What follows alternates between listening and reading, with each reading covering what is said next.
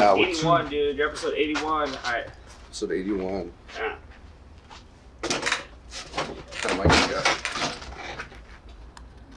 We're rolling. All right. Sure. What's up, guys? Welcome to episode 81 of Convos on the Pedicab. I am here with Hiram Garcia. If you guys don't know who he is, Hiram is actually the person who videotaped the incident last summer where Garrett Foster got shot by somebody driving a vehicle on 4th and Congress. And the reason, aside from the fact that you saw a live murder take place in downtown Austin, a big reason this case got so much attention is because of Hiram actually videotaping this and getting this out to the public. So I'm really excited to have you, and thanks for coming. This is a big deal. I've always been interested in this case. I've known people that were at the protest. So what went down that night? Let's talk about it, right? Let's get into it. Yeah, very quick way to get into it. First of all, thank you for having me. And regarding that case, what happened that night? I think we can't talk about that night without first kind of understanding the general context of how protests were developing in Austin. I think it was very unique to other cities across the country, mainly because of how APD was responding to protests. So really early on, right, we saw what a lot of folks feel are like riots, right? People burning cars, looting stores, and then, APD, go ahead. I feel like you kind of saw a mixture of that. Yeah, you did, absolutely. Like, it was like all kinds of people, with all kinds of intentions out there. But anyway, APD at first, was very upfront, aggressive, riot shields, rubber bullets, tear gas. And after that, first weekend, somebody within city council decided, or city council as a whole decided, out with all these, non-lethal tactics. And shortly after that, protests completely shifted in Austin. So people started defying orders from the police, not by destroying property, but mostly by marching on the street, right? That was like the number one cause of arrest in Austin for those 2 months. It was just blocking the street, being on an intersection. Yeah, you didn't really see too much rioting or looting or anything aside from that first weekend. Yeah. But, you still saw that during the first weekend, and I think a lot of the rioting and the looting of small businesses and people, like, I saw a car get lit on fire when I was out there. And I think a lot of that happening, especially because it happened during COVID, right after small businesses were forced to close for, between 1 and 2 months. I think that's what really, rubbed people the wrong way regarding that. If that makes sense. I mean, yeah, I'm not sure if, people were necessarily, rubbed the wrong way, entirely. I mean, I know that, a lot of people that saw the George Floyd video felt like the response was appropriate, right? People were just really upset and riled up, and nobody was necessarily, right, sitting down and strategically putting together what the best response was. It was more like people saw this murder, and then there was a knee-jerk reaction with a lot of folks, rioting and expressing this anger towards this event, this way.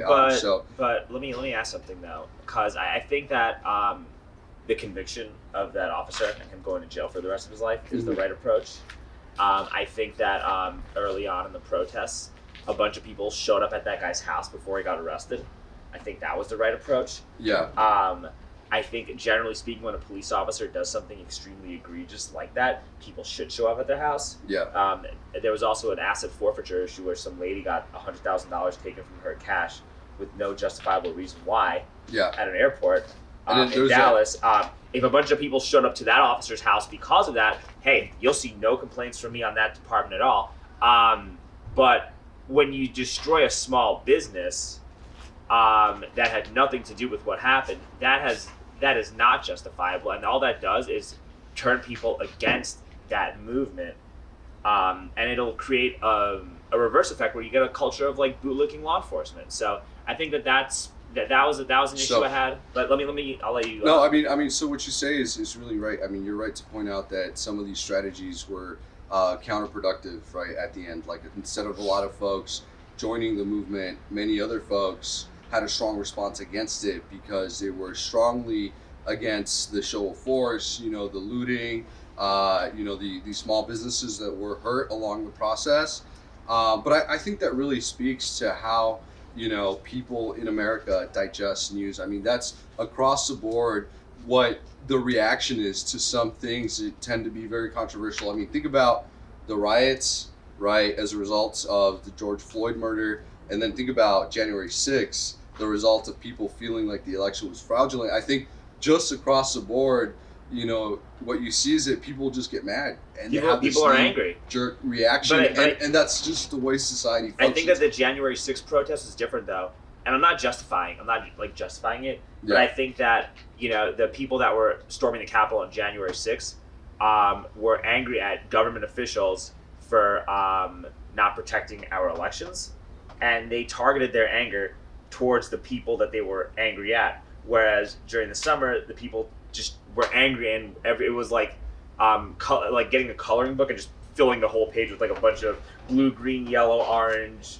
purple crayons. Well, all I want. That's my take on the difference between us, right? So, yeah, I mean, sure, but I think at the end of the day, like, when it comes to what is rational action, both could be justified as rational. And by rational, I mean, game theory rational, prisoner's dilemma rational, where you're not necessarily, doing the most counterintuitive thing, which is the most rational. For instance, like, think about terrorism. The CIA recognizes terrorism as a rational action of trying to produce change, right? Because in essence, it makes sense because it works, because it brings attention to an issue, or it causes fear, it terrorizes people, and that prompts action, right? And in a lot of cases, right, the January 6th or the BLM, I think there are two rational approaches to try to bring attention to an issue, whether it was targeting government officials or targeting small businesses. The end goal is the same. It is causing chaos that would bring attention to the issue. And in that sense, it's rational to do that. It makes sense because it works. I understand. I do think that there is such a thing called manufacturing consent. And I think that one of the things that COVID and the BLM protests also showed was the fact that big tech companies are way too powerful. Because what you saw happen to George Floyd was totally egregious, right?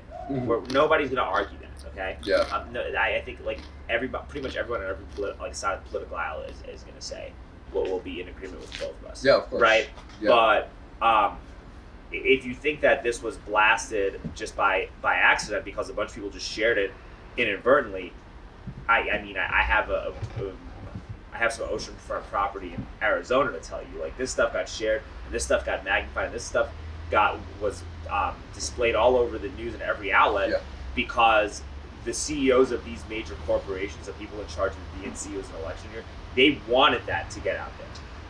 It's kind of interesting that you think there's a tie to the larger context of, like, the Democratic National convention, or just getting elected, or causing some kind of political controversy. But honestly, from my experience, I think most of this is just profit driven. Like, it just gets clicks, it gets views, it makes money, and the core function of media corporations is to make profit, because that's how they create influence. So I mean, I don't know if there's like an inherently strong agenda tied to these media companies beyond profit. I don't think Democrats or Republicans here are benefiting from the way that media functions. I think it's just people that are making money. I think that I hope that you're right. I hope that it is just about profit, because then a lot of these like way more serious concerns from a humanitarian standpoint get put to bed if it's just about money. But I do feel like the COVID pandemic and the civil unrest that was following is being used to create a new world order. Yeah. I'm not trying to sound like Alex Jones. I'm not trying to put on a tinfoil hat, but I've listened to like a bunch of World Economic Forum briefings about the Great Reset. Have you heard of the Great Reset, Hiram? The what? The Great Reset. The Great Reset. No, I'm not familiar with it. Okay. So the Great Reset is basically a goal and set of initiatives by the World Economic Forum, the United Nations, members of the just basically big tech oligarchs, various globalist type NGOs to use this pandemic to restructure the world in a in a more equitable and sustainable fashion. Okay. But, which all sounds great, Yeah. but when only a small select group of people are deciding what is equitable and what is sustainable while leaving the rest of us out, it can be a huge problem. And I think that this... What do you think is getting left out in particular? And well, like working people and small business owners are getting left out in particular. And how are they getting left out from these conversations? Well, okay. So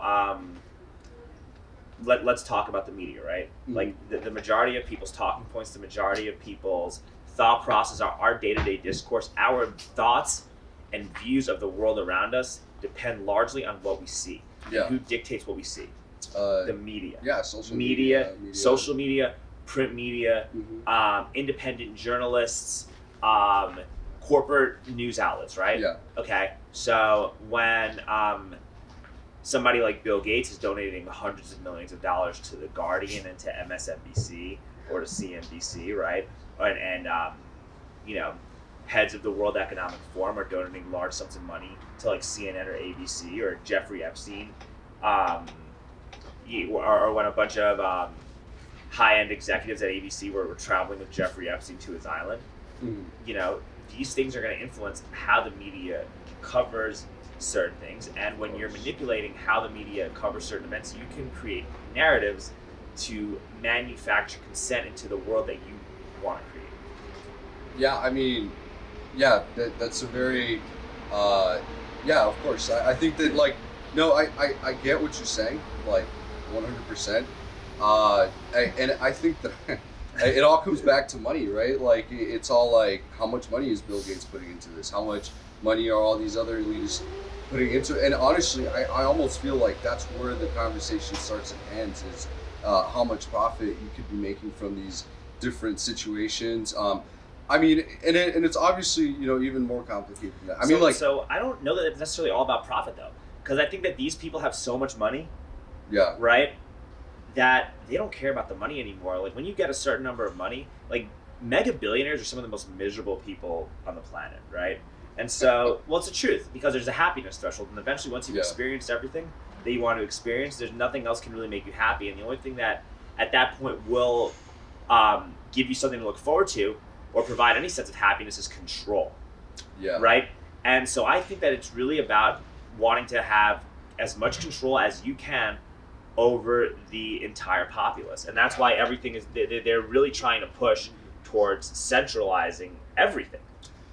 You know, with digital like, and we're not talking about Bitcoin, we're talking about like central bank digital currencies and these health passports and trying to, you know, use advanced facial recognition technology as a way to like stop future pandemics from happening. I think this is all being used to create a society where your movements, your financial transactions, what you say, what you advocate for is going to be closely monitored by a group of extremely wealthy and powerful people who want a certain world in their image. And if you start deviating from it and you become a threat, it becomes a lot easier for them to neutralize that threat.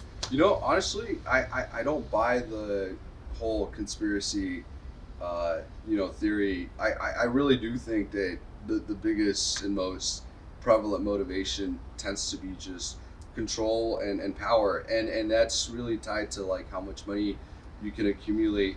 One thing I think about a lot, so I studied international relations at UT. Okay. So I have a lot of experience looking into the efficiency of like, you know, the United Nations, the efficiency of different treaties, and, you know, creating this global economy. But one thing that, you know, I always run into and I've always learned is that no matter how hard we try, no matter how involved we are in trying to change a society in a certain way, there's always this inherent resistance that we can't overcome. For example, like in Iran, for a really long time, the United States made attempts to try to transform Iran into a more Western society, you know, adopting ideas of capitalism, letting go of theocracy, and it didn't work. People just stood up and they resisted, and so there was no Western influence. And so, you know, you talk about creating this new world order, and I just wonder, like, is that even possible? I mean, like, There's been some ridiculous CIA operations where they go in and infiltrate, the social media of certain countries, and they try to educate people in a certain way so that they change the way that they think. And even then, that doesn't work. So, is there really this large conspiracy? Like a really cabal of lizards and Draco reptilians plotting in a castle to create this new world order? No, but I do think that this plan for a new world order is being implemented on whatever scale that they can implement it on. Like if you look at Australia, right? If you look at Austria, if you look at how the members of the head of the European Union wants to get rid of the Nuremberg Code because of this COVID vaccine. Yeah, it is being implemented. I've been reading Bill Gates' book, How to Solve a Climate Emergency, mm-hmm. right? And a lot of what he talks about doesn't really have anything to do with helping to make the environment better. It has to do with him trying to pitch his nuclear projects or his investments that and try to frame it in a way that look how I'm helping climate change if I do XYZ with my firms, and this is why we should do this to help fight climate change and reduce emissions. But he also talks about the importance of cooperatization, and cooperatization sounds great, but cooperatization means that a whole multitude of nations have to be in lockstep with one another, and you have a European, maybe a bunch of countries maybe a bunch of individual sovereign nations might disagree, but that's what a union of sovereign nations will do, like the EU. And if they start making these unions on a global scale, mm-hmm. then eventually this is the world. This is how the world starts changing, right? So another question that comes to mind when thinking about these issues is, so we're concerned, right, about the creation of a new world order, and you feel like a lot of it is, going in the direction of centralizing government, having one set of oligarchs. So I think that's the goal that these people want to do. Exactly. I think that it's I do actually think that it is failing spectacularly, and that is actually giving me a lot of hope in society. So yeah, one, I don't think it would work, but two, also, when thinking about, for example, human nature, I think about things like the tragedy of the commons, right? You let people do whatever they want, and you get the purge, or you get things like, I don't know if you've seen films, such as, God, I can't think of. Have you seen The Platform on Netflix? It's the where there's all this food. It starts at this top level, and then there's all these prisoners in this really tall tower that's 200 floors high. And then at the very beginning, at the very top, there's this platform that goes down through each room, and they put enough food for everybody. And the platform just goes down and gives everybody a turn. So if you're at the top, you get all the food, and then what ends up happening is everybody at the bottom gets no food because everybody eats the food. You know what I mean? When it's at the top, people are greedy and they just eat it. So, I also think that sometimes these attempts to centralize government or to have these countries on the same page or to impose more regulations is maybe based on the idea that that's really the only way that we might be able to, really create a more unified society that's not always at conflict with each other over greed, over you know what I mean? Because if you let people I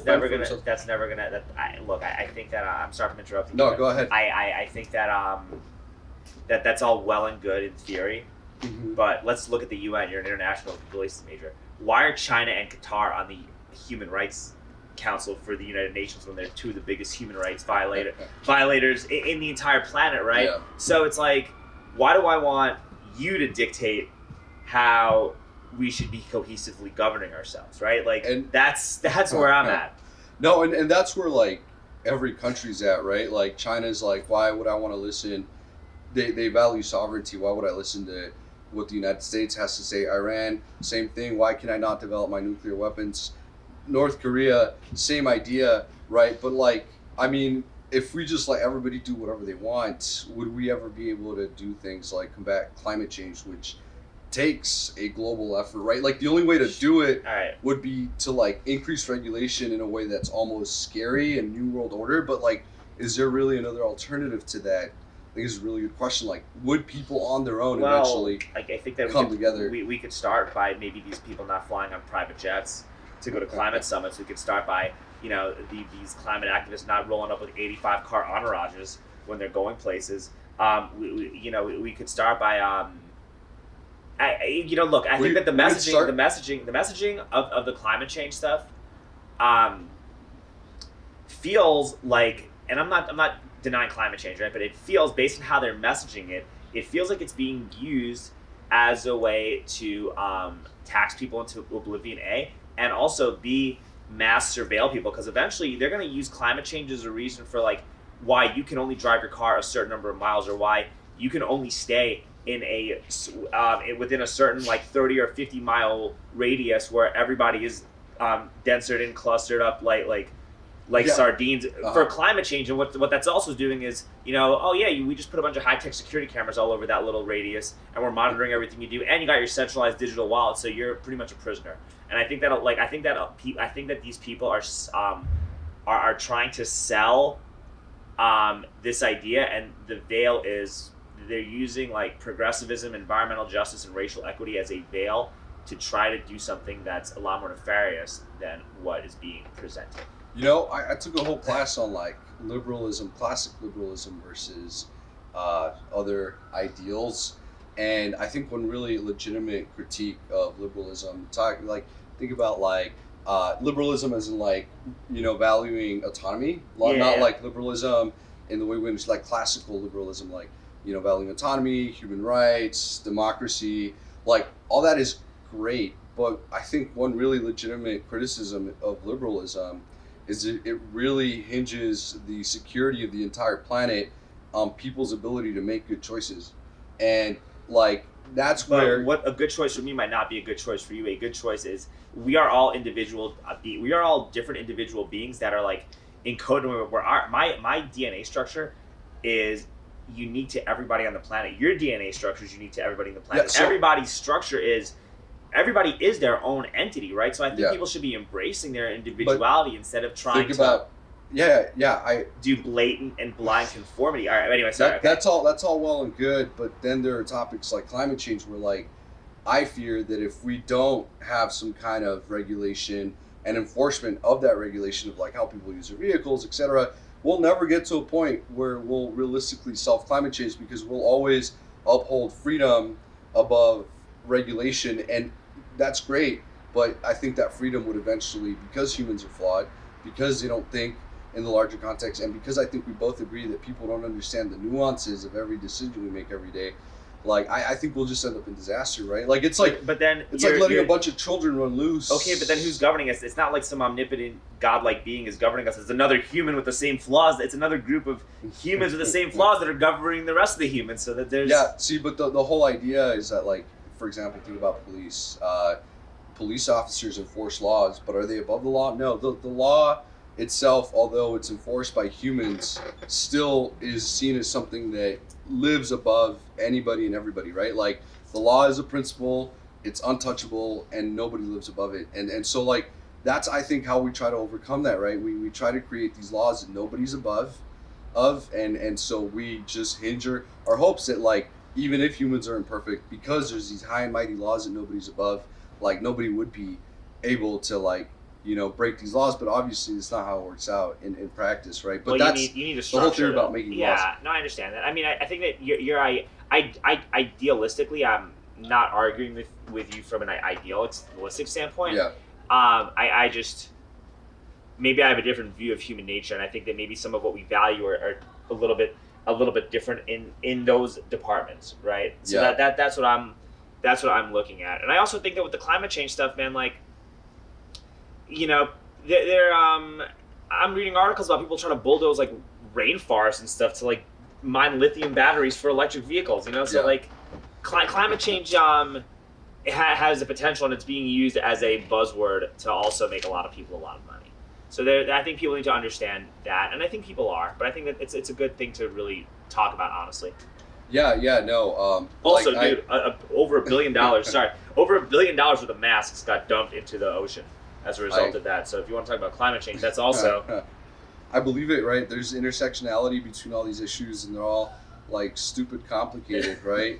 Which is why, like, I at least wonder, like, should we leave these decisions up to individuals, or should we try to value the salvation of the human race above some autonomy. I mean, like, what is the trade-off, right? Like, because we make that trade-off with government every day, right? You trade off some of your rights to autonomy, right? The right for you to do whatever you want, because you can't, right? You live under the United States government and its laws. So you give those rights up, your right to autonomy, for some kind of security. How far are we willing to take that if the threat becomes existential to everybody? Are we willing to up the amount of rights we're giving up to trade for security, the existence of the human race? I think that's an interesting point, future. And I also think that if you look at history, anybody that's been willing to give up their freedom for security has achieves neither freedom nor security. That's what I've noticed through looking at history, is that never works out well when people try to give up their freedom for security. And then when you look at it the other way around, like I think like the international community is a perfect example. Like when we just let everybody do whatever they want, then you got countries like North Korea making nukes, trying to kill everybody in the United States, right? And how are you going to stop North Korea from making a nuke? I mean, that's the thing. International country, like the international community exists in anarchy, right? Like if you think about, like, there's no real central government internationally. Every country does whatever it wants. And when we look at it, we realize that a lot of countries, they don't give a shit how they're affecting other countries. They only care about what's benefiting them most.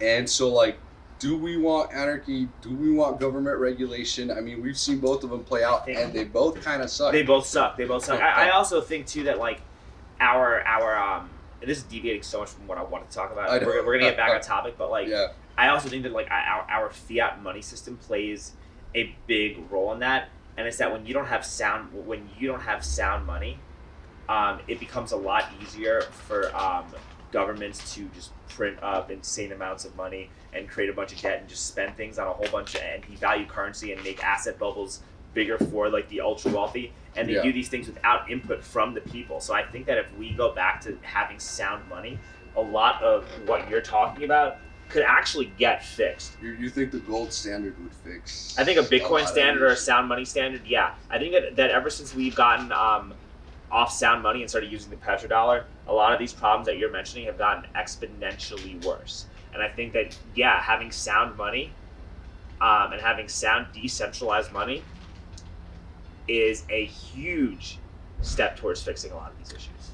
Maybe decentralized money, like, could be a good solution. Like, I could see that being like a very functional part of our international community, like, because you're right, like, China inflates the prices of their currency arbitrarily whenever they feel like it is. And we're doing that too now with all that. We printed over a third of our money supply in the past year.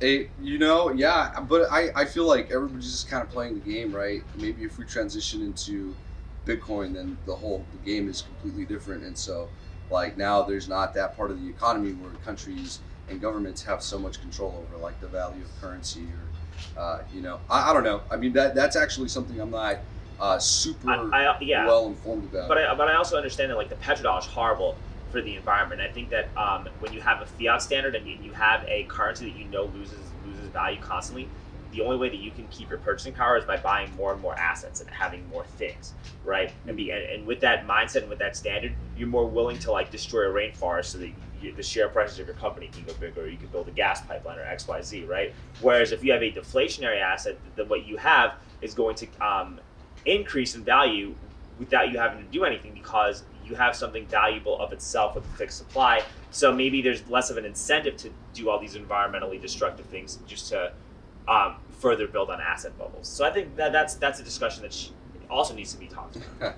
Yeah, and frankly, like, it's something that I'd have to probably prepare better for. Yeah, that's fine. That's international economy is never. It's a whole another. Okay. Anyway, let's go back to Garrett Foster, because that's really what we were going to talk about. Let's go back to Garrett Foster. So, I was saying, I was kind of building a roadmap about how Austin protests were playing out. And that night, I had said that, people were mostly defying police orders by marching on the streets, right? And that's what was happening that night. Folks were marching on the street. Police were behind protesters, asking them to get off the street. But, when there's hundreds of folks like that, that tends to be a pretty empty call out from, APD, unless, they go in and they, arrest a mass amount of people. Like, folks, because they're in a large group feel safer acting against the police, right? So anyway, that was happening, right? Folks were just marching down Congress, and at that point, right at this intersection, when half the group was on the intersection, and we're talking hundreds of people, right? This car just drives into the crowd, and I found that like extremely peculiar because I think no matter who you are and whether or not you believe people should rightfully be on the street, you still wouldn't be like, oh, that guy's not supposed to be there, I'm gonna run him over, who cares? Like, ethically, I have no problem running over that guy who just walked into the street because he's not supposed to be on the street. And I feel like, a lot of people, took that kind of snapshot fact that people were on the street illegally to try to justify this car driving into the street. But I can't, right? I think that even if those people didn't belong on the street, I still wouldn't have taken the decision that Daniel Perry did, driving into the crowd. So let me ask a question though, Mm-hmm. because I also heard that he hit a cone. A cone. Yes, he did. I heard he hit a cone, and I think that because of all the tension that's happening, a lot of the people there thought that he hit a person or tried to hit a person. So they surrounded his car, and because his car got surrounded, he did what he thought he had to do. Well, maybe. Wait, I just want to know what your take on that. So, how do you feel about that take, being that you were there and you filmed it? That's what I want to know. That really makes Daniel Perry seem very naive, right? And he's a military sergeant.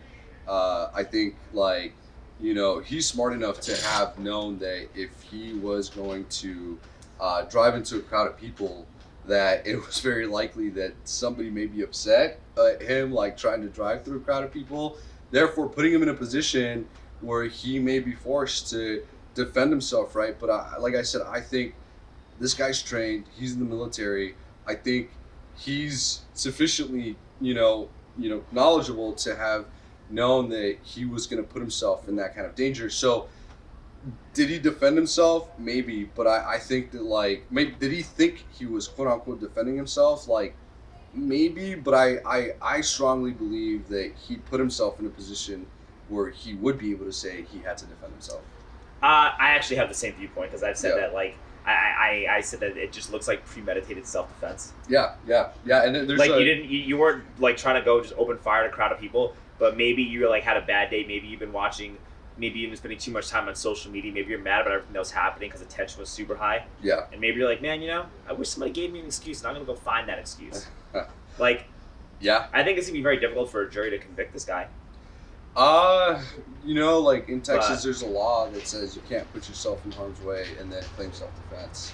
But he also was, he also said that he was doing Uber at the time. Yeah. And there was a picture of Garrett Foster with a AK-47 in a low ready position. And I've also talked to people there that said that was the picture is kind of deceiving and whatnot. Yeah. And I know his wife or his fiance or wife was a quadruple amputee, yeah, wheelchair. I know there's a lot of that stuff. I'm not shit talking Garrett Foster at all. Yeah. But I think that that's just something to ask a question, right? Because you were there. No, yeah, of course. I strongly think that there's a lot of evidence that points to Daniel Perry intentionally putting himself in a position where he may have planned to claim self-defense after killing somebody. Not only is he not allowed to carry a weapon inside of the cabin of the vehicle while he's doing Uber, but also the speed at which he was able to draw his weapon after driving into a crowd is ridiculous, right? It's almost like he drove in, 5 seconds later, shots are ringing. The other thing as well for me is there was uncovered Twitter posts of him talking about exactly how he would react if he was in a situation of self-defense. That's true, but everybody also says a bunch of shit on Twitter too. Somebody can look at my Twitter and call me a right-wing extremist because of what I say about a bunch of things too. So that's. I think legally that may not be admissible as evidence that he premeditated the murder because the only way that would be evidence is if it was, if he had put down the steps, I'm gonna go to Congress, I'm gonna drive into the crowd. If he had done that, then maybe. But legally, I don't think it's admissible. But I think it does give us insight to his character and how far he was willing to go and how angry he was at the protest. I agree with you. I agree. The street was completely dead because everything was closed. Yeah. So it's not like you had to navigate through traffic at all. Yeah. Like it's not like you really had anywhere to be. I think I had Ken Cassidy on my podcast. Oh wow! And I talked to him about that, and I said, yeah. I think that one of the determining factors for this case should be to see what his ride history was. Like, was he giving, like, did he have a ride request? Because if you're saying he was doing Uber and he was driving and he had to pick somebody up, okay, well then that kind of makes sense. Yeah. If you didn't, which it seems kind of highly unlikely that you would because everything was dead. Yeah. Maybe that's something that people should look at when it comes to doing evidence. Yeah. So that's my take on it. I've said this because I saw the whole Kyle Rittenhouse thing happen. I think that happened a little bit afterwards. Yeah. I think that those are different cases. Yeah. And I think I honestly feel, based on watching the video and understanding what went down, and also listening to him talk, that I really think that Kyle Rittenhouse didn't do anything wrong to defend himself, and I think that the jury made the right decision. As a result of that, and the media also demonized him unjustly with what happened. So that's what I think. And I'm saying that because there's an importance to have nuanced discussions with this. So I agree. I think that it was self-defense. I actually spent a lot of time researching this because my friend put together a report for an academic study at Rice, and I was able to contribute to that report, and we looked at the legality of the situation of Kyle Rittenhouse, and it just seems like legally, it was self-defense. The way that the situation played out, the verdict was correct. The only difference, I guess, between me and someone like Tucker Carlson or someone else that has interviewed Kyle Rittenhouse since is that I want to congratulate, Kyle Rittenhouse, and I definitely also think that did he congratulate him, or did he just have a discussion with him? Tucker Carlson didn't congratulate him, but somebody else that interviewed him congratulated him. Yeah, that's in bad taste, because I don't think that like somebody like that is happy that he had to do that. I think it's a tragedy like that on every aspect of it, right? And that's what Kyle said. He said, I don't want to be congratulated for this. I would have chosen not to kill people if I could have chosen, right? So I mean, at the end of I think from the very beginning, his choice to be there, you know what I mean? The fact that he was underage, all of that. I mean, I don't like it. But it's bad. But you know what though? It is really bad. When you have governors and mayors that do nothing to address this, and police are standing down while it's happening, I understand what was in his head. Well, and I understand that, and I think I want to say one quick thing, right?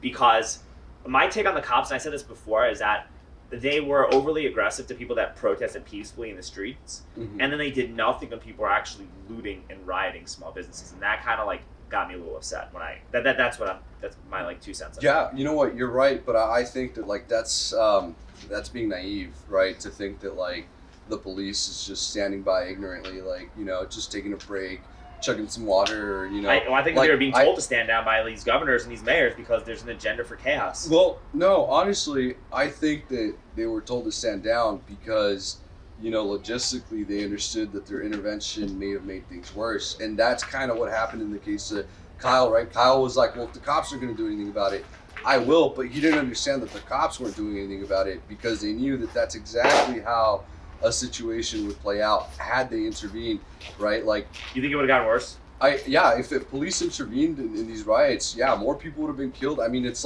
you're adding a resistance. You're adding fuel to the fire and all that, Yeah, you're adding a resistance, and so you're adding a point for potential conflict, and I feel like that's what Kyle Rittenhouse did. But legally, in that moment, he was defending himself. So, I mean, I just think he was naive. I think he's naive, but I think he also was putting out a fire, while this was happening, and he was putting out a fire. That wasn't his responsibility. Well, you know what?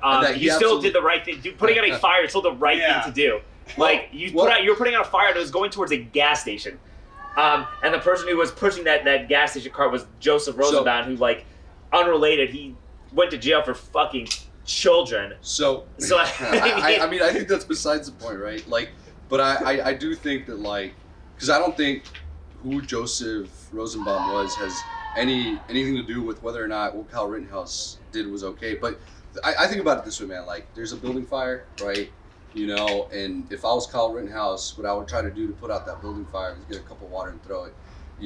at the fire. And let's say in the process, right, somebody tries to stop me from, someone tries to beat the shit out of me for putting up the fire and I kill him, right? I'm justified to defend myself, but was I really doing anything to begin with by throwing a cup of water at the fire? I mean, no, and somebody died because I was there, right? And that's kind of shitty. I mean, like, it's not wrong legally, right? The whole situation is shitty. It's like, the whole situation. It's really, yeah, and it's naiveness, I think, like to think that you can go and somehow stop this riot, with you and your AK-47. That's I understand. That's playing the hero when you really can't be. He's a child. You're a child, and you did what you thought. I really think he did what he genuinely thought was the right thing to do, and it turned out to be an unspeakable tragedy. But you had a falling out with some of these protesters.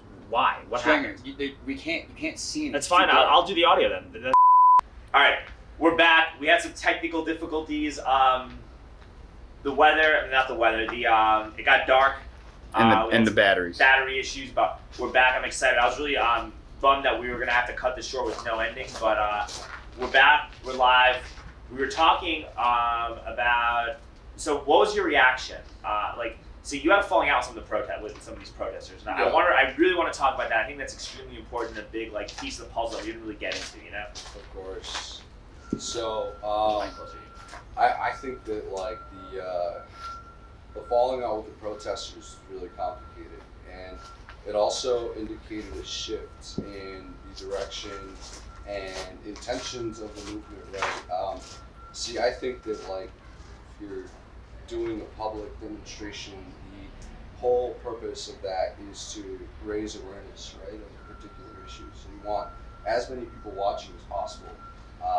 But when your intentions shift away from, gaining the attention of the public and they're more focused on an actual war or a battle against the system, then in that case it doesn't make sense to have media or people watching, right? Because now you're at war. It's like if I was broadcasting live, somewhat like the strategies of the United States as it was going through a war with China, right? The United States would keep all that as classified as possible and would kick people out who were trying to, journalists who were trying to investigate or uncover what was happening. And I think in a lot of the same ways, after the first couple of weeks, maybe the first month, a lot of the people that were there for the public demonstration left, and the people that were still there at the protest, protesting every day, there were people who were just about ready not to make a public demonstration, but to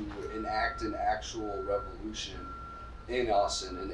And I realized that, right? The intentions shifted from let's raise awareness of this issue to let's tear down the system.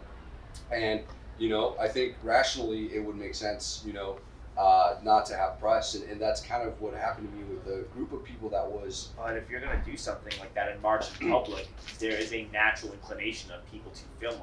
If you start silencing and suppressing press and journalism, then you're no longer a free country. Then you are literally every stereotype of everything wrong with communism. You become that straw man when you start doing that. Yeah. You become a right wing straw man when people start doing that, which is what they did to you. So I think that in practice, that's the way things played out, right? They, got bad press. They were not able to recruit more people. I feel like the folks in that movement got overly confident that they had already recruited everyone they were going to recruit and were just ready to go out and legitimately just start a there was fresh a handful revolution. of 10 people, but that would have been the worst revolution ever. Yeah, it would have been, of course. And that's that's the thing. What happened is that those 10 people, who were really keen or set on setting a revolution, successfully convinced all the other protesters that may not have been there to revolt like they were, that there was more reasons for me not to be there aside from the fact that they were literally just trying to start a war. They convinced people that there were issues of surveillance, that their lives were in jeopardy, and so the folks that maybe were not those hardcore Marxist militant revolution guys bought the idea that I was a danger to them based on this lack of understanding of how surveillance was functioning at these protests. And that was a big deal, right? Because folks were concerned about surveillance, about police, about safety, about somebody coming up to their house because they think that they're part of something that the establishment doesn't want to happen, even though, in my opinion, that this is exactly what the establishment wants to do and you're doing their bidding. But that's another, that's something that we can talk about maybe at a different time, because we'll go off on a whole web. But I think that when they start, and there was also the fact that you were like filming pro-cop rallies, and because you're a journalist, you film everything and everybody. You want to get as much content and you want to get as much information out to the public as possible. And one of the things I like about you is you're very objective, and I try to do the same thing. I think you're actually a little better at it than me, because I go off on my like opinions and stuff. But I think that like you will really try to get as much objective, non-biased content. And I think that a lot of these people, their idea of journalism is no longer just telling an unbiased version of the truth. Journalism became activism last year, and I think that, to be honest, is super dangerous, because then you become a propaganda outlet instead of being an arbiter of truth. Yeah, absolutely. Because, and then this is where I think the other part of the problem is, and in general, a big part of the problem across the country is an obvious lack of humility and a lot of arrogance. Like, everybody thinks that they have the moral authority, right? I have met all kinds of people, and everybody that I meet thinks they've figured out what is right and wrong in life. And, people run with that. People run like, I have the right ideas, and I know what the wrong ideas are. And now, you know what I mean? Like, I'm going to impose that on other people. And I think it takes a lot of humility, to understand that your perspective and understanding of the world is, based on your knowledge. It's based on your knowledge, and you have your own set, and it's not universal. So here's another question, man. Like, who were these people, and what exactly happened to you? Because, I think it's and the reason I'm asking is because I think it is unfair to categorize protesters in a monolith on both sides of the spectrum. Yeah. And I think that the majority of people that were like protesting against racial injustice were like really good, kind-hearted people who just don't want us to live in a racist country. Exactly. Which, in my honest opinion too, off track, we're probably less racist and less prejudiced and way more tolerant and way kinder than we've ever been in the history of our society. I mean, that's not what I want to talk about. I'm just offering my like 2 cents. But there are a few bad people in these groups, or people who have very extreme modes of thinking that are just hyper violent, and they don't want dissent, and they want everything to be done their way, and they have very authoritarian tendencies, and they shouldn't speak for the whole movement. And I think that they dilute what the movement means, and so that's why I want to ask you all that. That's kind of complicated, because honestly, like, it's like running a successful movement is striking a balance between I'm going to be hard on my stance because people follow that, right? Like, people love characters like Alex Jones. People love characters, that have these really hard line, ideas, because it's a lot easier to understand the world that way, because the ideas are like hard line, obvious. This is it. But people also love Joe Rogan, and Joe Rogan operates from a great perspective. And then people are trying to put him as a far-right figure now because he will talk to everybody, which is another problem of what's going on. No, I'm telling you, it's hard to strike that balance between like standing up for what you believe in and then also being open-minded, right? Because they almost sound contradictory, right? Like, you want to stand up for what you feel is right, but you also want to have room to be wrong. And like, I feel a lot of people don't really have that nuance in their approach. Again, it's just like, I have these ideas, they're right, and anyone that doesn't agree, like, is wrong, and they should be taught that they're wrong, or that they should be shown that they're wrong by any means necessary, I guess. I really feel like if we were to run a successful like movement, like in any direction, a big component of it will be how effective we are at convincing people that are in the middle, and the only way to do that is by taking a non-arrogant and more open-minded approach, especially in your conversations and in your strategies, because I think it's really alienating when you set these hard boundaries and tell people that if they're not on your side, then There, I agree. I actually fully agree with that. I fully agree with that.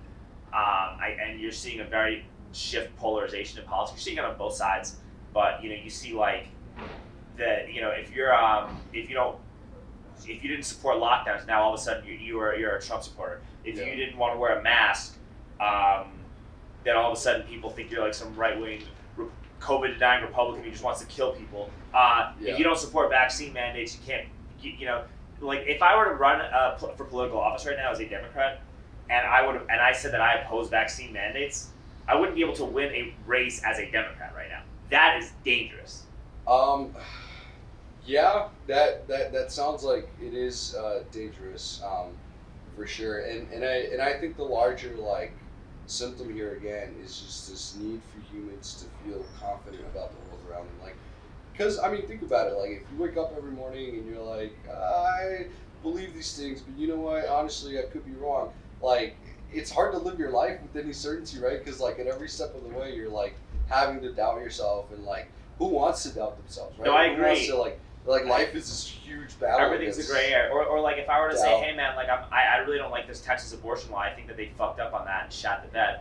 Then all of a sudden it's like there might be some conservative Republicans that like get rubbed the wrong way or might not want to like be as cool with me after that, right? So there's a lot of like very binary thinking, and I think my honest opinion is I think that they should you should be able to do whatever you want to do with your body on every single aspect of it, and that's it. Here, let me throw this at you. Honestly, I think that like part of the reason that our thinking is so binary is because our education is very industrial.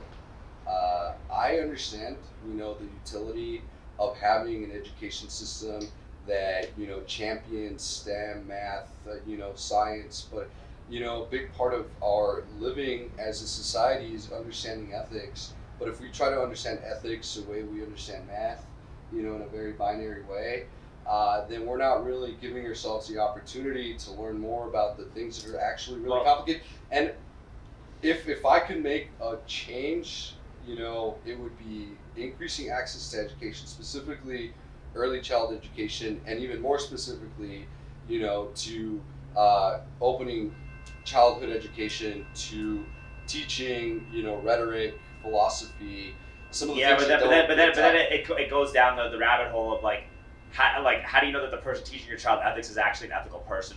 It goes I think that you just got to get more parental involvement, and you also got to. I think people, generally speaking, I'm not like to preach any kind of religion because I'm not a very religious person, but I think that we've lost our sense of family values. We've lost our belief in a higher power. I think those factors, when you keep the nuclear family together. When people believe that there's something greater than themselves, they become better people. Well, I don't know about. And then they do something that provides them with actual genuine purpose. You become a better person. Like I feel when I do this podcast, like I have purpose in this. Like I'm doing something that's like for the greater good. I'm doing something that I'd love to do. Like I'm doing what that little voice inside me is telling me to do. Well, right? Because sorry I'm ranting, but because of that, right?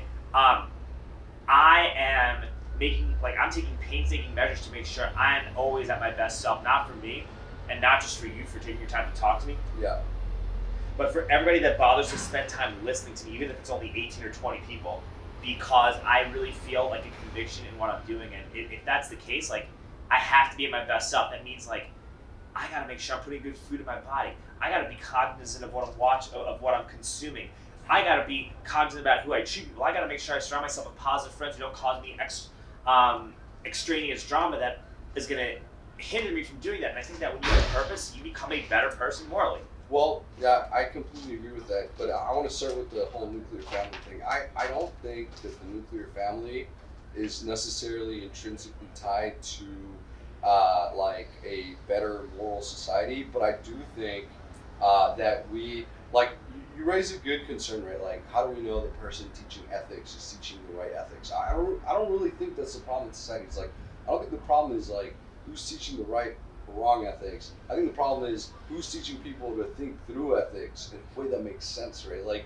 How do we know that our society knows how to think critically and we don't? And how do we ensure it? I think by teaching people how to think critically, and I think that really happens in these philosophy classes, not necessarily where you're being taught what to believe, but you're being taught how to form your beliefs. I think being taught how to think and being taught that there are multiple channels and that you should be able to feel comfortable expressing a viewpoint is important.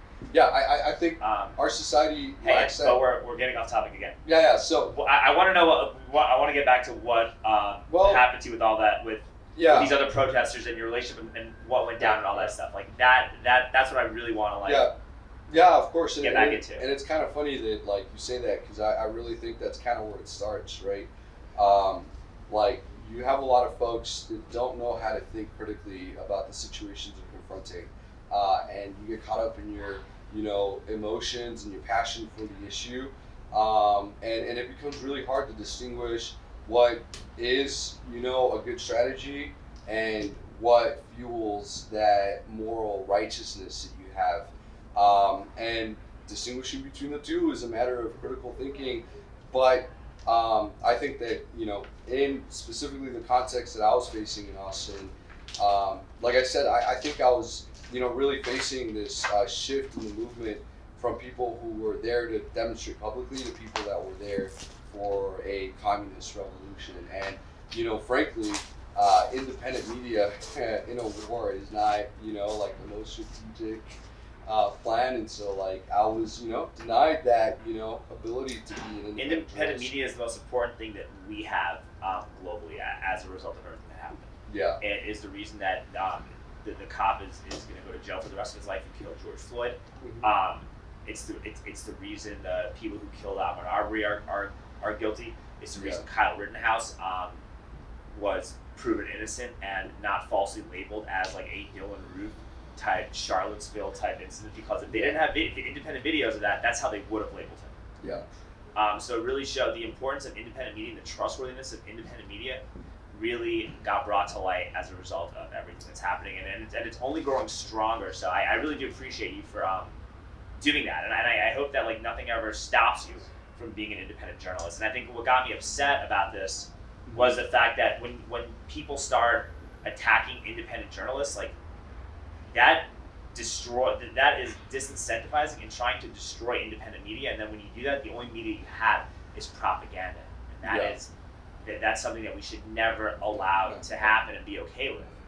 Yeah. I mean, absolutely. Like I think that the rise of independent media is going to be a crucial point in the way that hopefully we address things like big tech, right, and like big corporations, like big media, right. We start to see beyond what they provide and start to see that there's a whole other way that we could do journalism that's not, like following the rules. Yeah. Hey, you should join the Float app too, because it's a decentralized alternative to Twitter. And there's a hashtag called Float off to Twitter, FLOTE.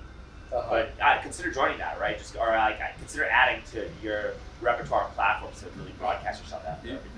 Something that I really believe in, and it strongly fuels this idea of being unbiased for me is there's a philosopher called Mills, and he states that it's important to constantly be tolerant of intolerant ideas because it provides you the ability to confirm that what you believe is right? Like if we're silencing people that are wrong, then we'll never know we're right because we'll never have something to compare our ideas to because we're just silencing anything that's, in direct disagreement with what we believe. And it's dangerous. It shouldn't happen. It shouldn't. And honestly, like I see where a lot of people feel concerned because like people feel like if we allow for example, if we're tolerant to intolerant people, then they won't be tolerant of us in return. Well, that, but also like that would mean like being okay with Nazis, right? Yeah, like, I mean I'm a Jew, dude. Like you don't have to talk to me about that twice, right? Like I understand. It's like would I punch a Nazi or would I sit down and talk to him? And most people would feel like I want to just punch a Nazi in the face, but then at the same time, when that word gets overly thrown around, and it gets thrown around to the point where, oh yeah, if you disagree with this agenda or this narrative or you're vocal, they can just gaslight you and call you that. Well, that's another form of Nazism.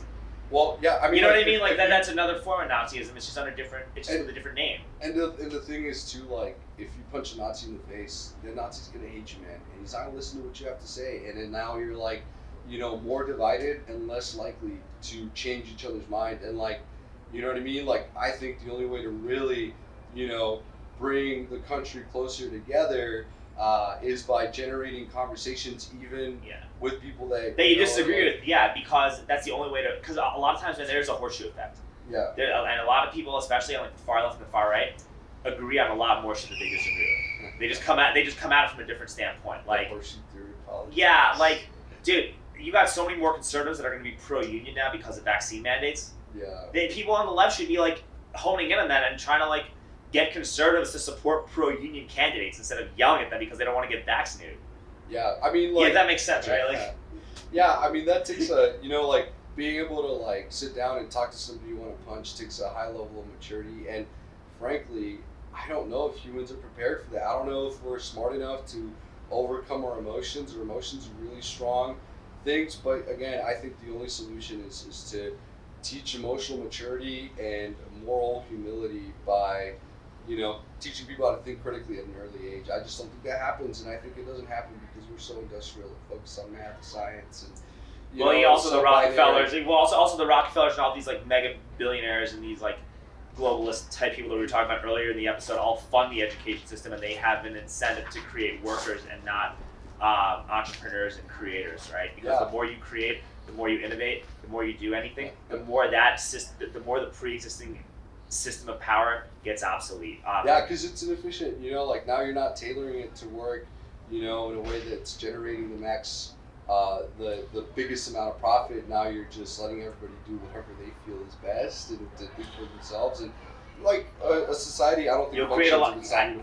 I think you'll create a lot of really cool, innovative stuff though. If bureaucratic bottlenecking got thrown out the window, but that's like I said, that's some whole other. Yeah. No, but look, and we talk about these really big concepts, but not really. Like I think that's, what we saw, the way that folks reacted to my. Journaling and everything, all of that is just a symptom, of how our society functions nowadays and how people are responding to their emotions or passions, like how little they think critically. I mean, like, it's like a whole, I'm very pessimistic about human nature, and I just don't think enough people think critically. Hey, I understand, man. Hey, listen, we got to wrap up because I'm sure you're busy and I got to start working. How do we get a hold of you? How do you get a hold of you? Yeah, how do we get a hold of you on social media? Like, how do we find you? How do we see your work? Because you've done some really awesome stuff. Man. Of course. We need more journalists like you to be objective and independent. So I really believe that. Like, we need more people out there like you. Yeah, no, you can find me at Hiram Gilberto. That's HIRAM GILBERTL, so like Gilbert with an O. You look me up like that, you'll probably find like 99% of my social media pages either on Google or if you go on Facebook. Give us your handles, man. Come on, don't be shy. So my handle is Hiram Gilberto on Facebook. That's you can also look it up as facebook.com/IM HIRAM. I'm Hiram, and then you can find me on Instagram as hiram.g.garcia.